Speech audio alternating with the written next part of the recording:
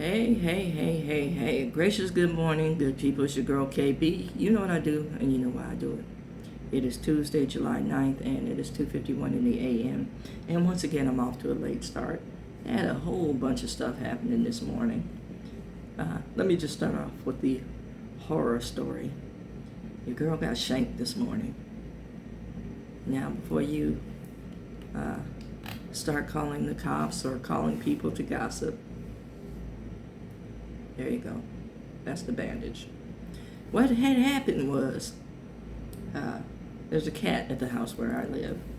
Now, the cat, for the most part, just comes and goes as he pleases.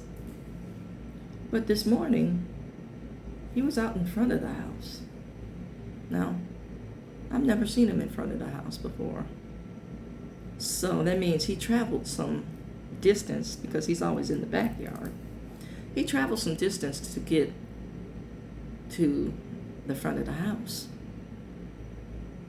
through backyards, because the way the houses are set up, we have a wall in common to our neighbors. Kind of like a brownstone kind of setup, but it's not really.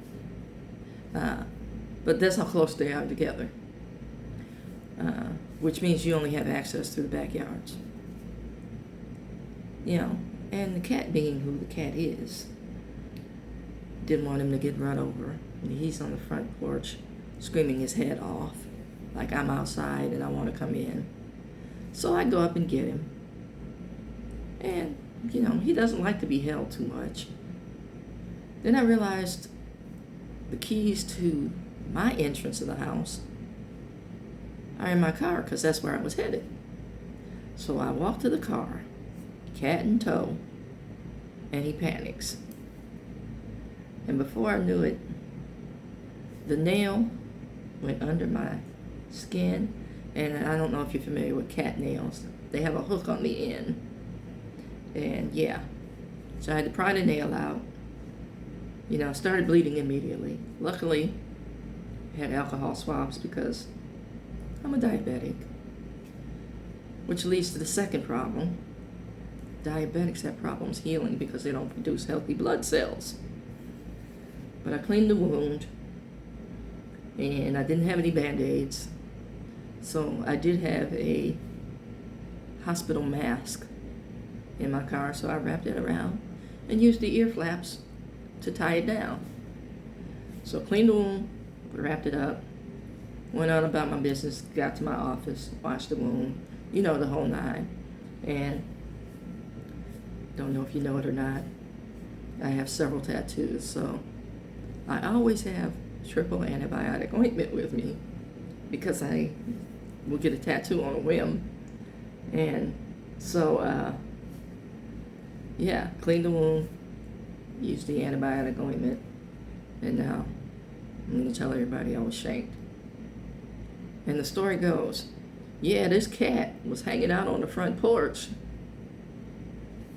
Got you. Now, seriously, I went to bed with this thought last night. One, man, I'm tired. Yeah, that was the first thought. Took a while to get back into the swing of the day. And before I knew it, the day got away from me. So I got a lot of paperwork to do today, plus a lot of people to see today. Had to deal with CPS on some issues. And for those of you who don't know those magic initials, it's Child Protective Services. So spent some time doing that yesterday. And then I was the officer of the day, so spent a lot of time doing that yesterday as well. Was busy. A couple of people really tried to take me there. But,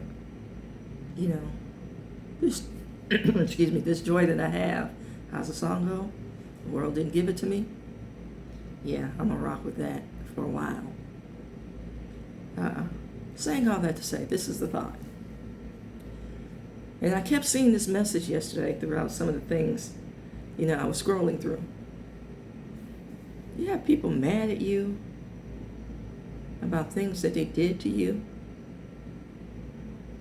And they're upset because at some point in time, you decided to say enough is enough. You've given them a pass all this while thinking, hey, something's got to give. I'm not talking about trivial things. A lot of us get caught up in, you know, I want to say demanding and commanding respect. I'm talking about things that aren't adding up. The math ain't mathing, to be perfectly honest with you. Just I'm going to put it like that. Things aren't adding up. It's not a linear equation. And you give it a pass because, hey, I know this person has experienced this, that, and the other. And they're saying something completely different than what they're showing. So it's like this is who they believe that they are, but this is what they're showing. Now, I had to pause there because I'm thinking like many of us Christians. And notice I use the word us. Because, I was identifying as a bunch of things. But I can say I not once lied about the fact that I have a hair trigger temper. I need to say that. But I was in denial about how that temper showed up. And I've shared that, I had it under control for a great number of years. But when my mom passed, that was my grounding. Okay? That was my anchor for, hey, if I do this, my mom is going to be severely disappointed. If I do this, instead of doing it for me, I'm doing certain things for mom. So that's where I lost sight of things, right? And unfortunately, now I'm going back to believers, this is how we approach God. We do things based on other people's opinion, other people's insight, how other people see us, and we forget about, what we want to be or how we say we present first and foremost to God.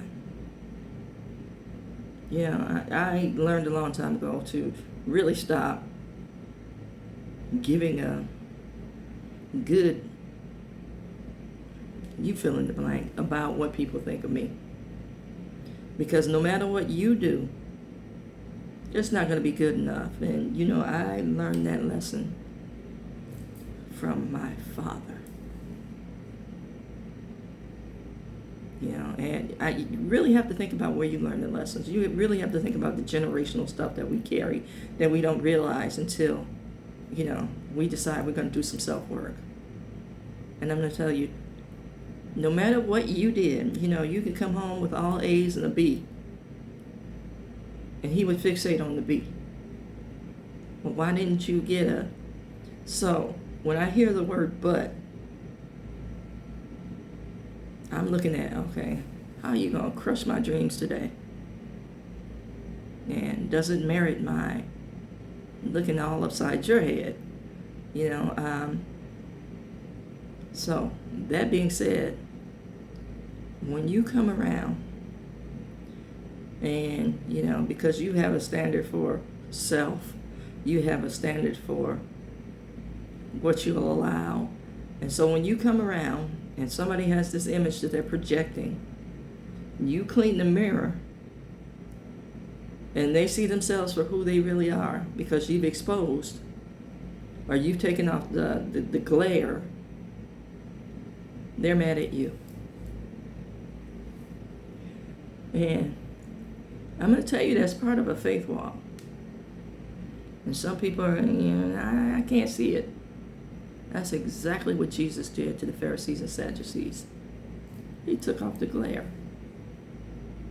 Okay, you so caught up in the minutia of the law that you forgot that you're human and that you forgot that you have faults and frailties as well. You set a standard that you can't reach, but you're holding other people accountable to. I want you to think about that.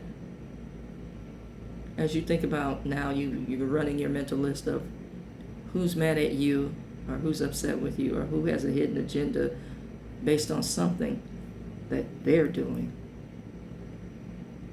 or that they've done. Amen.